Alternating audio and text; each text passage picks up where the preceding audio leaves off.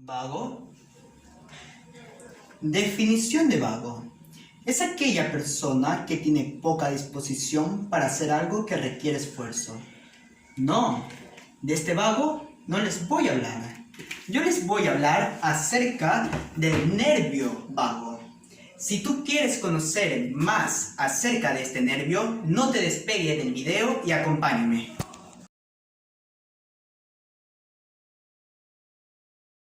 ¿Alguna vez te has preguntado por qué nuestro cuerpo realiza diversas acciones de manera involuntaria sin que nosotros podamos controlarlas? Aquí te tengo la respuesta. El responsable es el nervio vago.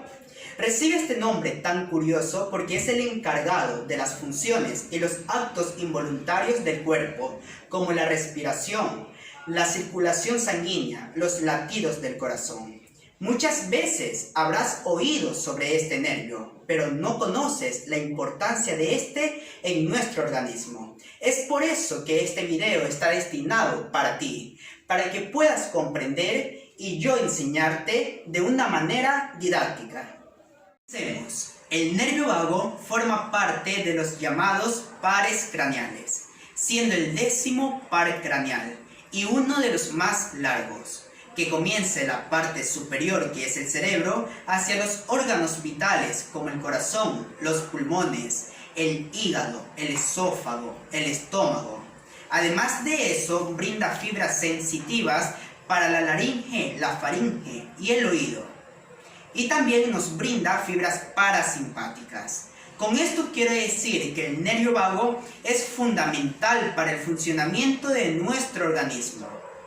Además de eso, el nervio vago va a tener componentes especiales, es decir, motor y sensitivo, que a su vez se van a subdividir.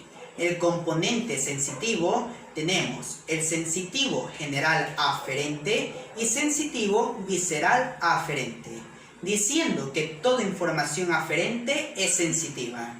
Y lo que es el componente motor se divide en motor branquial eferente y motor visceral eferente, diciendo que toda información eferente es motora, exceptuando este caso, el motor visceral eferente, ya que va a ser tanto motor y visceral, se le asigna con el nombre de parasimpáticos. Una vez explicado lo que son los componentes del nervio vago, podemos proseguir a lo que es el origen de este nervio. Tenemos un origen real del nervio vago, que va a estar dado por 4 núcleos. 2 núcleos para el componente sensitivo, es decir, el núcleo del tracto espinal del trigémino, que le corresponde a la sensibilidad general, y el núcleo solitario, que le corresponde a la sensibilidad visceral, y 2 núcleos para el componente motor. El núcleo dorsal del vago, que va a inervar una parte motora y una parte visceral y se le denomina parasimpático. Y el núcleo ambiguo. En este núcleo quiero hacer énfasis porque en anatomía quiere decir la palabra ambiguo no tiene un par craneal específico. Es decir, que este núcleo ambiguo no es completamente propio del nervio vago y le va a corresponder a lo que es las fibras motoras branquiales. Entonces, podemos rescatar que el origen real del nervio vago va a estar dado por 4 núcleos. El núcleo solitario, el núcleo del tracto espinal del trigémino, que le corresponde al componente sensitivo, y 2 núcleos para el componente motor, que es el núcleo ambiguo y el núcleo dorsal del vago. Ahora continuemos con lo que es el origen aparente del nervio vago. Aquí observamos lo que es el bulbo raquídeo o médula oblongada, denominada oblongada porque es más ancha que alta. En este bulbo raquídeo observamos lo que son las pirámides y las olivas. Entre esta pirámide y la oliva forman lo que es un surco, y como se encuentra por delante de la oliva se le denomina surco preolivar. Y hay otro surco denominado surco postolivar o retroolivar, que se encuentra por detrás de la oliva.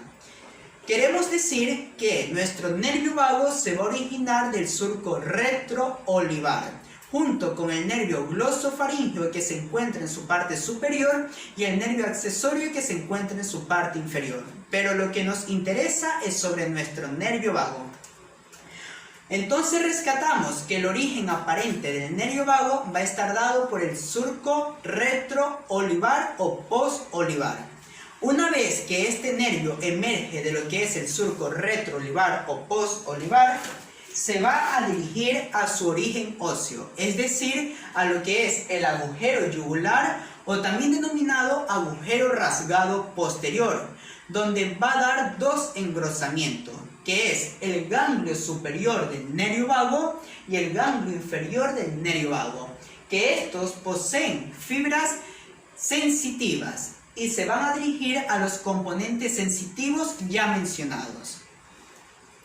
Si recordamos un poco la anatomía de este agujero yugular, decimos que va a estar formado por el hueso temporal y por el hueso occipital, y que va a estar dividido por una estructura fibrosa, la cual la divide en una porción vascular y en una porción nerviosa. La porción vascular va a ser la vena yugular interna, mientras que la porción nerviosa va a ser el nervio glosofaríngeo, el nervio vago y el nervio accesorio. Ahora vamos a hablar de lo que son las ramas colaterales y el trayecto del nervio vago.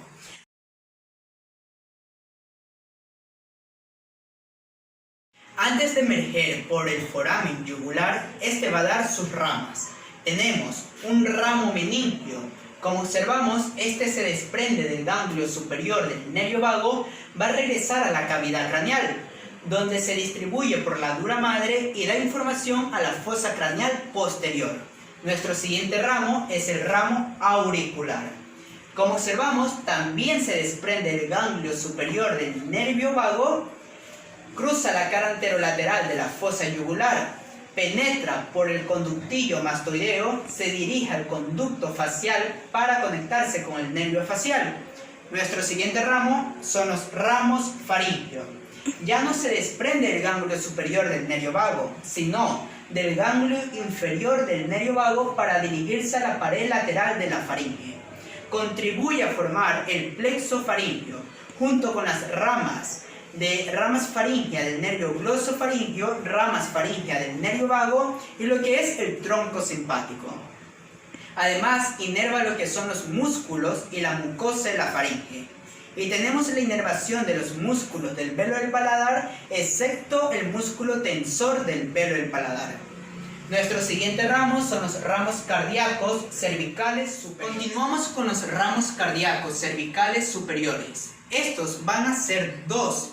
Nacen del nervio vago cervical, descienden a lo largo de la arteria carótida común, tienen relación con el tronco brachiocefálico y se va a dirigir al plexo cardíaco anterior. Continuamos con el nervio laríngeo superior.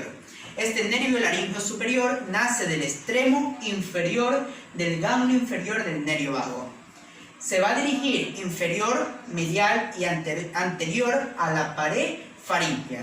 En este trayecto, primero es posterior y después medial a la arteria carótida interna. Desciende a lo largo para dirigirse a la pared lateral de la faringe, cruzando la cara medial de la arteria carótida externa. Inferior a lo que es la arteria lingual y el punto de origen de esta arteria con lo que es el asta mayor del hueso hioides, va a dar sus dos ramos. Tenemos el ramo interno del nervio laríngeo superior y el ramo externo del nervio laríngeo superior. Este ramo interno nace inferior al asta mayor del hueso hioide. Discurre por la membrana tiroidea, la cual va a ser perforada. Algo muy importante que hay que destacar de este ramo es que va a formar el asa de Galeno, junto con el ramo comunicante del nervio laríngeo recurrente, mientras que el ramo externo del nervio laríngeo superior va a descender a lo largo del músculo constrictor inferior de la faringe. Va a inervar al músculo cricotiroideo, muy importante. ¿Qué nervio va a inervar al músculo cricotiroideo? El ramo externo del nervio laríngeo superior. y este va a terminar en la mucosa del ventrículo laríngeo o lo que es la porción infraglótica de la laringe. Ahora les voy a explicar sobre el nervio laríngeo recurrente. Este nervio, una vez que llega a la porción del tórax, va a tener un trayecto diferente. Es por eso que se lo describe aparte.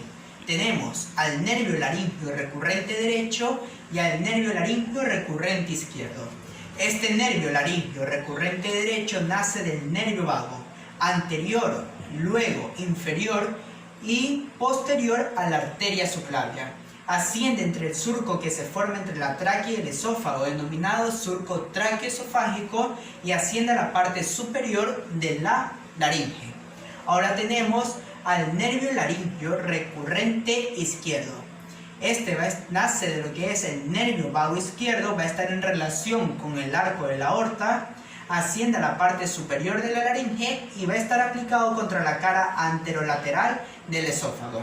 Estos nervios laríngeos recurrentes están contenidos en la lámina pretraqueal, por lo que se va a relacionar con los nódulos linfáticos pretraqueales. Además, van a terminar dando ramos para los músculos de la laringe, excepto el músculo cricotiroideo. Los ramos cardíacos torácicos nacen un poco inferior al origen del nervio laríngeo recurrente y terminan en el plexo cardíaco posterior. Ahora describiremos lo que son los ramos pulmonares. Estos ramos pulmonares nacen del nervio vago, se van a ramificar anterior a la tráquea y al pedículo pulmonar. Una vez que penetran lo que es el pulmón, con los bronquios y los grandes vasos del pedículo van a formar el plexo pulmonar anterior.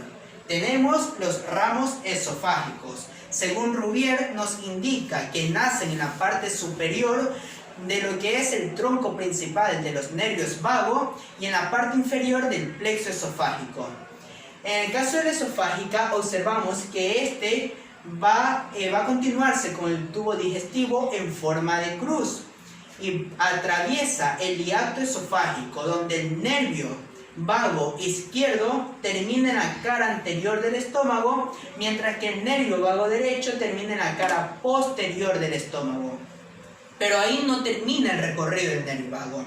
El nervio vago continúa con unas ramas del nervio vago derecho que alcanzan los ganglios celíacos, también a los ganglios aórticos renales y a los ganglios superiores de la arteria mesentérica superior. A partir de ahí dan origen a los nervios secundarios postganglionares, que se dirigen al hígado, a lo que es el vaso, también al intestino, pero para referirnos al intestino es al intestino delgado, a lo que es al colon ascendente, el intestino grueso, a la primera mitad del colon transverso y también de lo que es el colon descendente. Es por este motivo que este nervio vago recibe este nombre, porque va a distribuirse por algunos órganos del cuerpo. Y otro motivo es porque la mayoría de los pares craneales llegan hasta la porción cervical y este por desobediente quiso llegar hasta la porción abdominal. Muchos anatomistas denominan a este nervio vago como neumogástrico, pero yo no lo considero así, porque la palabra neumogástrico se estaría refiriendo a lo que son los pulmones y a la región gástrica, pero se están olvidando de la parte que es inervada por el corazón. Según yo, y lo considero que es correcto, es el nombre cardioneumoentérico, pero en la actualidad se lo conoce como nervio vago. No te olvides que el nervio vago forma parte del paquete vasculonervioso del cuello, junto con la vena yugular interna y la arteria carótida primitiva. Una vez explicado lo que son los ramos colaterales y el trayecto del nervio vago, voy a realizar una pequeña exploración acerca de este nervio. Le pediré a ella que abra la boca, saque la lengua y pronuncie la letra A. A. Haré presión en la parte posterior de la lengua y podemos observar que el paladar blando se eleva y lo que es la úvula se dirige hacia atrás de la línea media. Además, también podemos provocar reflejos nauseosos tocando las paredes laterales de la laringe. Me voy a dirigir detrás de ella para tocar los músculos de esta región. Le pediré que tome un poco de agua. Tome otro poco. Con esto puedo detectar la integridad de los músculos. ¿Cómo se siente? Muy bien, doctor. Además, puedo observar que las cuerdas vocales se encuentran en perfectas condiciones. Bueno, esto ha sido todo con la información que le he podido proporcionar acerca del nervio vago. Soy Mateo José Molina Pincay, estudiante de la Facultad de Medicina de la Universidad Laica Eloy Alfaro de Manabí, de la Cátedra de Anatomía con la doctora Amelia Arteaga. Si te gustó el video, no olvides de darle like, reproduce y además comenta. Hasta pronto.